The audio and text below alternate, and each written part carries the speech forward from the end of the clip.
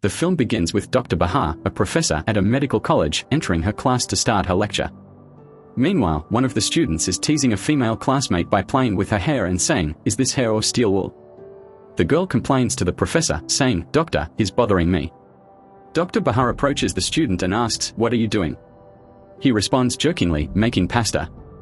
She retorts, "Are you drunk?" To which he replies, "I drank all night, and I'm still drunk." Furious, she slaps him and says, "Get out of my lecture, you dog." The student leaves but calls his father. Shortly after, the father shows up at the college and meets the dean. The dean then summons Dr. Bahar, who comes in and asks, "What's the matter, sir?" The dean tells her, "You expelled this student because he was drunk. Do you even know whose son he is? He's the son of Aziz Bey, the owner of the largest slipper factory in the region. Go apologize to him and take him back to class." Dr. Bahar responds, "Sir, I'm surprised you're taking this so lightly. He was drunk during a surgery demonstration where the smallest mistake could cost a patient their life. I'm not apologizing to anyone."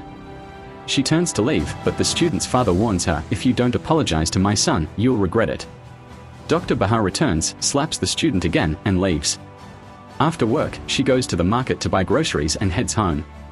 When she arrives, Uncle Shakshak tells her the groom and his family have arrived. She smiles and responds, "They are still on the way." A young girl rushes to her and says, "I missed you, Mama." Dr. Bahar hugs her and replies, "I missed you too, sweetie. Now go change and sit next to your sister." Uncle Shakshak comments, "Oh, madam, even after your husband passed away, you stood strong, raising your 2 daughters and even adopted a 3rd from the orphanage. Your heart is truly big."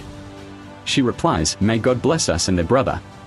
When the groom's family arrives, everyone is happy, except for the groom's grumpy uncle, who remarks sarcastically, "This house must have been left to you by the girl's father before he died on the border while serving in the military.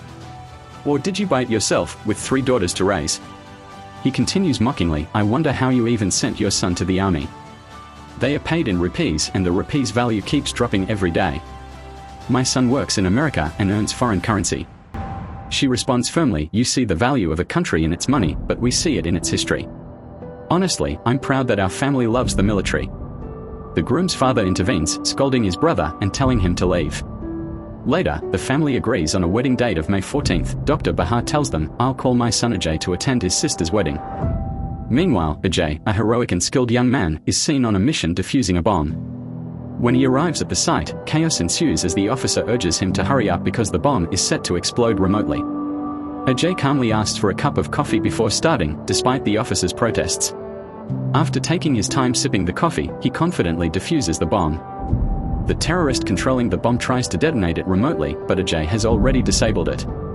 He then chases down the criminal, captures him, and delivers him to the officer. Without hesitation, Ajay shoots the terrorist, much to the shock of the other officers. Later, his commander hands him a phone call, saying, "It's your mother." Ajay, who is Dr. Bahar's son, answers the call, and she tells him, "I've been trying to reach you for 3 days. Try to come before May 14th for your sister's wedding."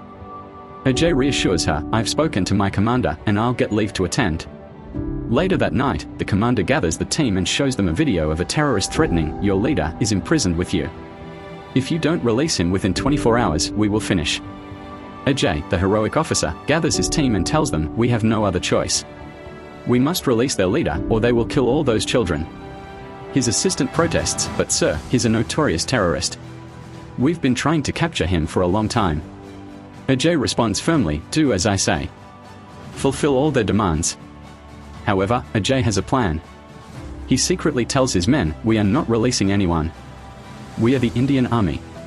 Tomorrow, at exactly 8 hours 8 minutes and 8 seconds, I'll shoot that scoundrel in the head. Let's get ready, men." Ajay leads his team to the terrorist hideout. They infiltrate the area and take up strategic positions. He spots a target and orders the sniper, "Take him out." The sniper hesitates, saying, "But sir, there's a car beneath him. He'll fall on it and make noise." Ajay insists, "Just follow my orders." The sniper shoots the target in the head, and before the body hits the car, the team captures it. They eliminate the guards outside and move into the building. Inside, Ajay's team takes out most of the terrorists, but a few retreat to another side, using cover. The terrorist leader taunts Ajay, saying, "What's wrong, officer? Are you scared? Oh, I forgot that you and your Indian army have the hearts of hyenas." Ajay smirks and replies sarcastically, "That's some talk for someone about to meet his end." The terrorist dares him, "If you're a man, come here and attack me." Ajay studies the situation and realizes it's a trap with explosives planted all around. He refuses to fall for it, but one of his team members recklessly charges forward and triggers an explosion. Ajay rushes to save him, pulling him out, but is furious about the mistake. Determined to finish the mission, Ajay uses a rope to swing to the other side, taking out 2 enemies in the process. With his incredible agility, he eliminates all the remaining terrorists. Ajay confronts the leader and checks his watch. "It's not 8:08 yet," he says. "Let me finish you off in time." Before the leader can respond, Ajay kills him and rescues the children. Tragically, during the mission, Ajay, the son of Dr. Bahar, sustains severe injuries and falls into a coma. Ajay's commander gathers the team and says Ajay left his family, his life, and his people to defend our borders. "Just 2 days ago, he told me his sister is getting married and I granted him leave to attend. But now, we'll have to deliver the news to his family carefully. Let them enjoy the wedding on May 14th and we'll inform them afterward." Meanwhile, a government minister, Nagendra, is abusing his power, oppressing people with no one able to stand up to him. However, he has no idea that someone is coming who will turn his life upside down. Elsewhere, a young woman named Rama prays to a statue, saying, "I dream of finding a handsome, charming man who is bold and fearless." Suddenly, Ajay appears in front of her and she exclaims, "He's the one." She approaches him and declares, "You're my destiny." Ajay tries to get away from her, but she sends thugs after him to force him into marriage. Ajay confronts the gang leader, warning him, "If this train enters the tunnel and I find you or your men inside, I'll turn you all into mango-flavored sweets."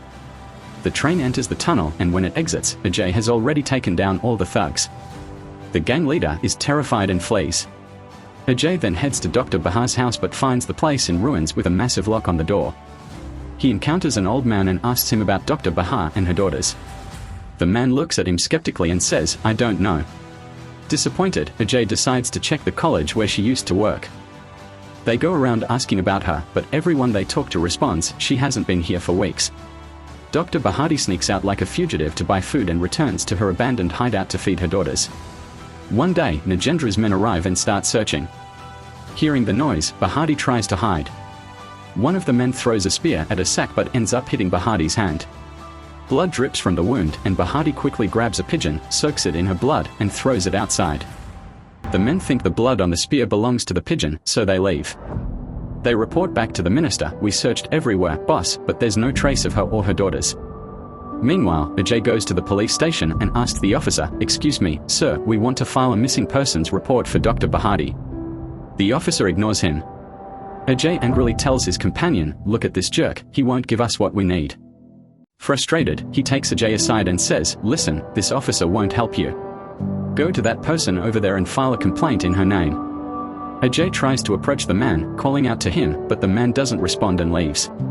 Ajay walks the streets like a madman, desperately searching for her. While drinking juice, he asks a boy, "Hey kid, do you know where Dr. Bahati is?" The boy replies, "She hasn't been here for a week." Meanwhile, Bahati sneaks out with her daughters to get food but is spotted by the minister's men. Bahati returns to find her daughters missing.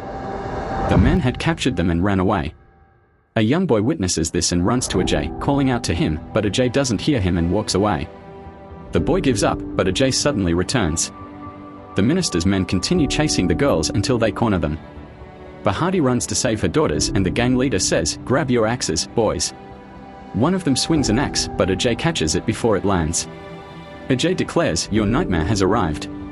The gang leader demands, "Who are you?" Ajay swings the axe, narrowly missing his face, and tells the men, "I promise the minister I deal with Bahati. Finish them off." Ajay fights them all, taking down one after another with ease. He rescues Bahati and her daughters, gives them water, and prepares to defend them as more men attack. Ajay defeats the entire gang and confronts the gang leader, who sits alone in despair. Ajay says, "Don't worry, I could kill you right now, but I'll let you live. Go back to whoever sent you and deliver this message. As long as Ajay is around, your plans are doomed." He leaves and the leader reports back to the minister, Bahati has someone protecting her. He's a monster who defeated 60 men by himself. The minister replies, "We'll see about that. Tomorrow, after the meeting, I'll assess his capabilities." The gang leader, trembling, says, "Do whatever you want, but I'm not going near him again." Back home, Bahati tells Ajay, "I've always lived by my morals. I reward the good and punish the bad. But lately, for the first time in my life, I've done things I regret." After they targeted my weak spot, I had no choice. Later, Bahati recalls a boy whose left hand was paralyzed and right hand injured, realizing it was impossible for him to have committed suicide as claimed. She confronts the doctor who issued the death certificate, throwing the file at him and demanding, "How could you write this? It doesn't make sense." The doctor coldly replies, "The report is correct. Do what you want." Furious, Bahati goes to the police to file a complaint against the doctor and the minister. The officer dismisses her, saying, "This is nonsense. The documents are valid. If you keep pushing, you'll be in trouble." Undeterred, Bahati declares, "I'm here to file a complaint, no matter what." She proceeds to file charges against the minister, who retaliates immediately. She goes to him and he asks, "What will you drink?" She replies, "I didn't come here to drink." He says, "Fine, listen carefully. You have 24 hours to withdraw the complaint." She leaves without withdrawing it. The corrupt minister uses his power, influence, and, yes, his money, my friend. First, he gets her fired from her job under the pretense of leaking exam papers. Then, he plants drugs in her house and sends the police to arrest her. But that's not all. He fabricates a prostitution case against her and spreads rumors, allowing harassment of her daughters in the streets. Under all this pressure, Bahati breaks down and runs to the police station to withdraw her complaint. Then, she goes to the minister, hands him the complaint, and pleads, "Here's the withdrawal, I beg you, leave us alone." He smirks and says, "Too late. The 24 hours are up. You and your daughters need a man to protect you. Too bad you don't have one. Men, kill her." He leaves and his men surround her. Bahati grabs a rock, throws it at a lamp, and uses the distraction to escape. Miraculously, she shatters the lamp on her first try. "Wow," she says, "when I was a kid, I'd throw half the rocks in the neighborhood at a lamp, and they'd never break." Later, she tells Ajay, "Did you hear him? He said my home needs a man. He doesn't know my men are at the border protecting the country while he destroys it from within." Ajay replies, "Forget what happened. As of today, you're in a new situation. Come, let's eat dinner." They go inside, and Ajay cooks for everyone. The next morning, Ajay takes the tractor and goes to the police station with a new complaint against the minister. The officer snaps, "What's wrong with you, woman? I'm not accepting your complaint." Ajay responds, "You'll accept it." The officer refuses, so Ajay flips the station upside down, forcing the officer to accept the complaint. Ajay then confronts the man who planted drugs in Bahati's house. He breaks his desk and exposes the truth to the media. This woman is not just innocent, she is more honorable than honor itself. We are the ones who set her up and smeared her reputation.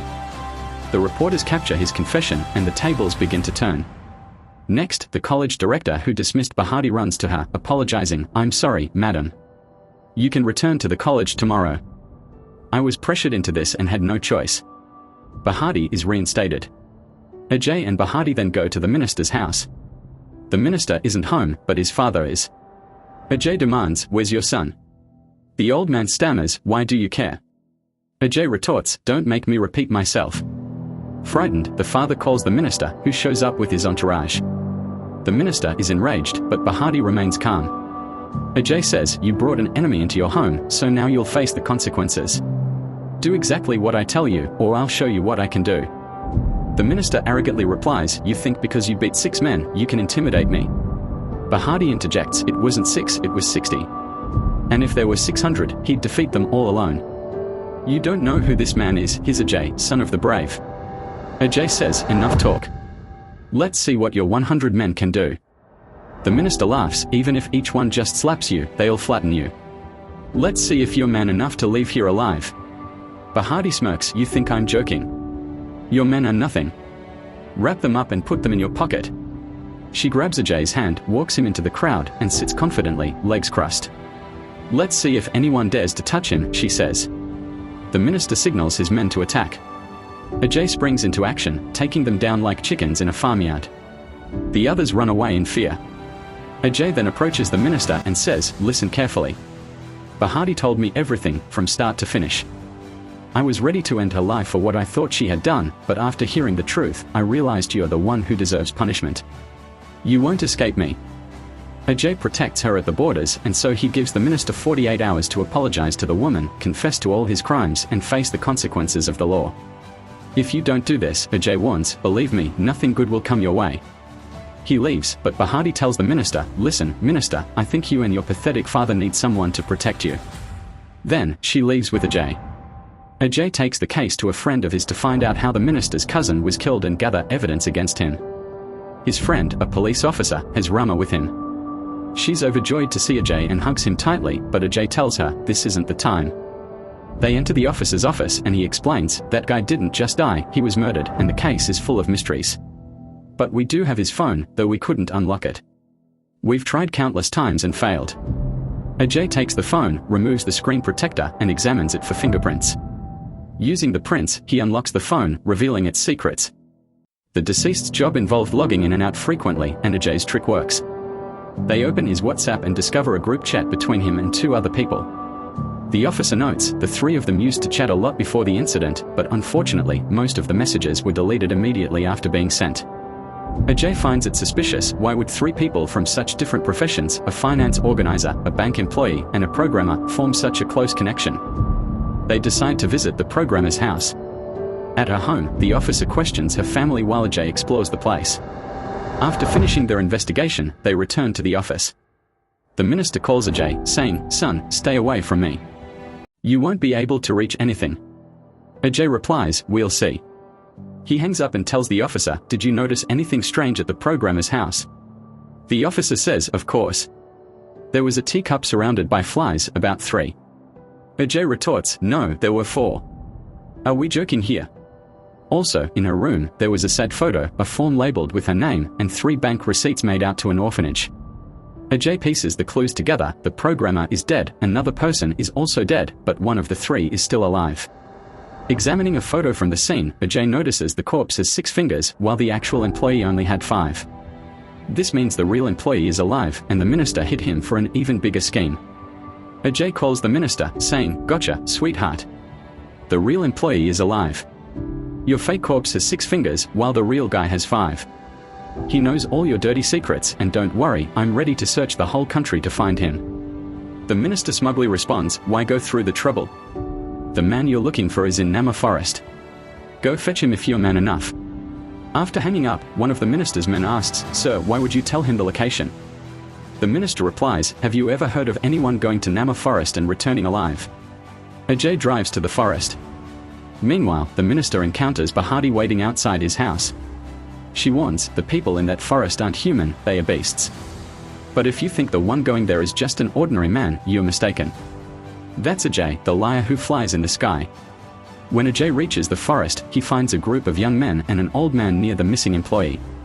The old man challenges Ajay, leave the weaklings to me and handle the employee yourself.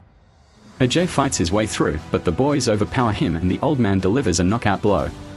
He smirks, saying, let's wrap this up, boys, and get some sleep. Ajay recovers, takes them on again, and this time turns the tables. He defeats them, leaving no one standing. Ajay mocks the old man's earlier statement, you kept saying, let's sleep, so now you're sleeping. He takes the employee and leaves, calling Bahati to say, I've got the witness, he's the only one who can expose the minister's crimes. The minister is shocked when he hears this. The witness sits with Ajay and Bahati, explaining what happened. The 3 of us discovered that the minister created fake accounts to embezzle money from the public, he reveals. The witness continues, we caught onto the minister's plan and managed to get evidence. When they found out, they tortured us. They killed my companions and took me to the forest, trying to force me to reveal the location of the document that proves the minister's theft. But I didn't speak. That's when you, Ajay, saved me. Here are all the documents I have. Ajay takes the papers and rushes to confront the minister, who is in a meeting.